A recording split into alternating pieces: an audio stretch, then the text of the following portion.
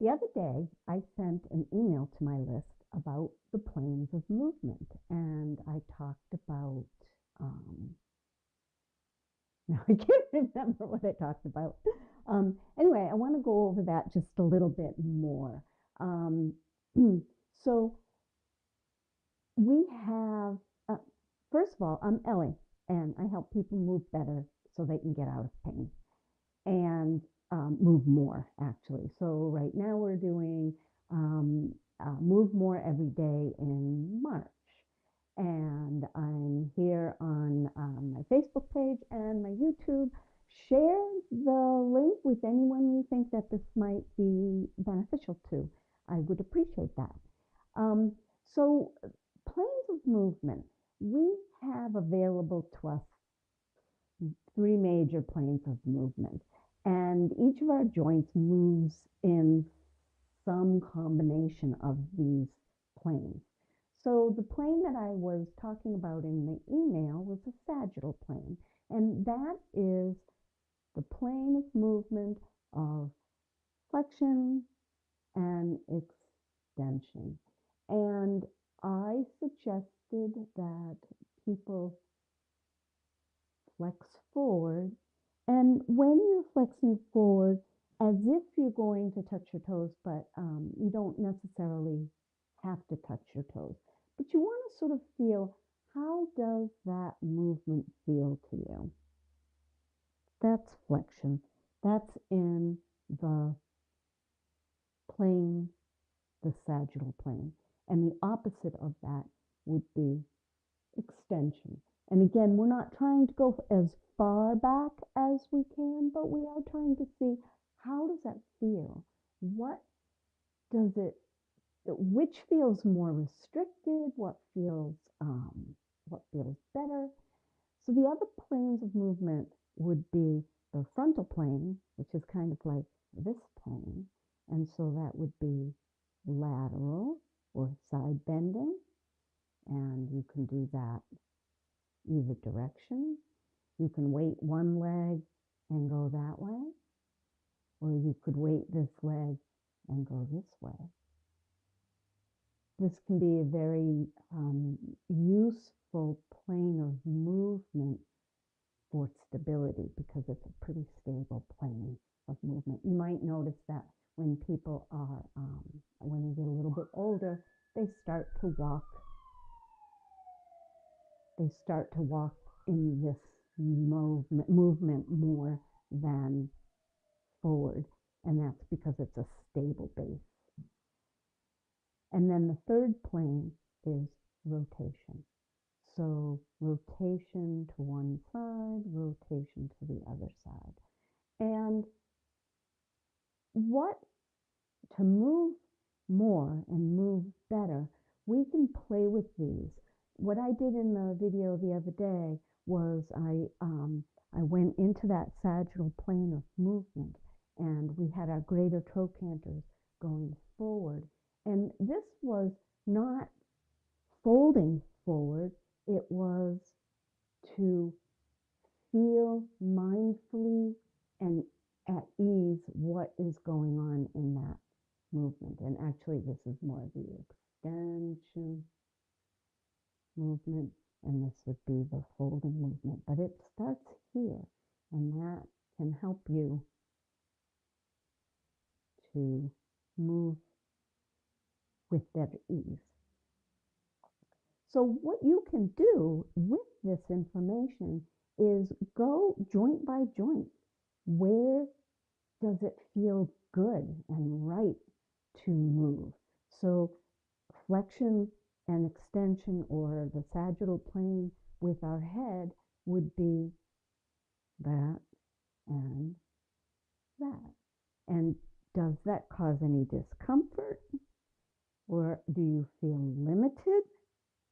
I'm a little bit limited. That causes discomfort in here. It's just information. That would be that sagittal plane. Lateral plane would be this direction, bringing your ear to your shoulder. And I'm a little limited I'm in both sides, but I'm more limited going to the left, just in my neck. Rotation would be turning this way. And I have pretty decent range, and that gets sticky in here. I can feel that.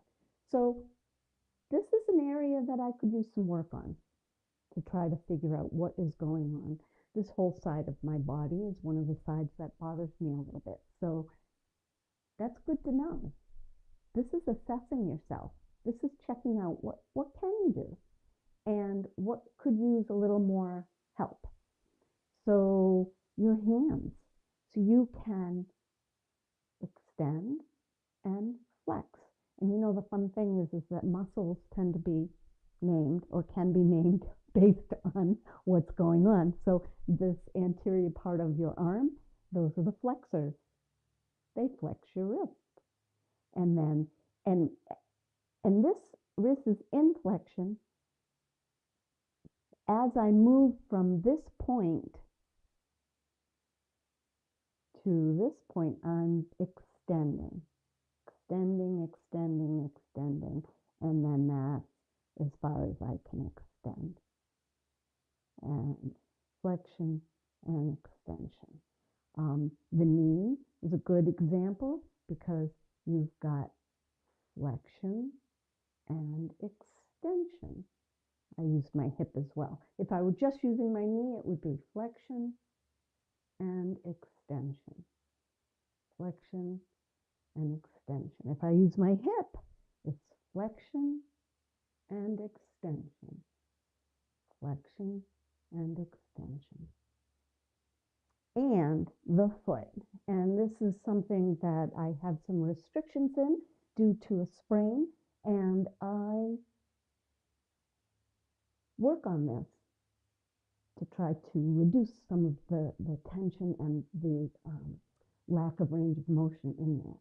So your foot, we call this dorsiflexion. So when it comes towards your upper body, that's dorsiflexion. And when you go this way, that's plantar flexion. So dorsiflexion, plantar flexion. That's that same plane of movement. These are good things to do. Just one, to know where you are, what works for you, what works well, what doesn't work as well. Where do you need to put some attention in on your body? And then sometimes just the act of getting yourself moving these parts will help you move better. So back to what I said yesterday was what we practice is what we get good at. So if you practice flexion and extension, you'll get better at it and you'll have better range. And this, especially in the feet, is so important to be able to plantarflex and dorsiflex. I don't know if you can see my feet. I'll go here. So plantarflex and dorsiflex, they're important for moving and walking, moving well. It will, if you have better range in your ankles, then your knees aren't going to get caught up as much. You might not have as much pain in your knees. And all the way up. See that? So that's it for today. Just play with that. Play with the movements. So I really just went over that sagittal plane with all the other joints, but you can look at the other planes of movement. So there's this side to side in the hand. I don't know if you can see that if I do it this way. And then rotation in the hand and the wrist can come from the shoulder. That's internal rotation. and that's external rotation. But if you're just doing the wrist, you're going to have, we call it pronation and supination. Pronation and supination. And, just doing this moving up to my end range, not beyond and into pain, I'm already feeling that I can move better and my joints are not as in pain as they sometimes are. So that's it for today. Oh, I have a free thing that I've given out to people called it's a self-care startup guide.